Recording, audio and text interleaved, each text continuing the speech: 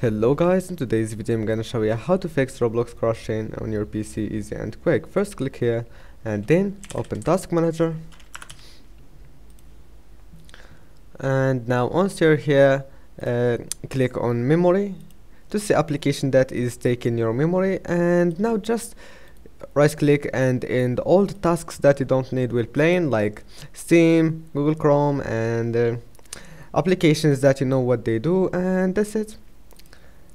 Go ahead and try again, and if that doesn't fix your problem, now you have to reinstall Roblox. Go to Apps and Features, go to Roblox, type here Roblox, and then uninstall it. After that, go back and now type run,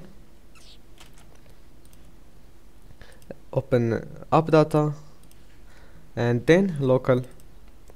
Scroll down until you find Roblox, and then right click on it and delete it.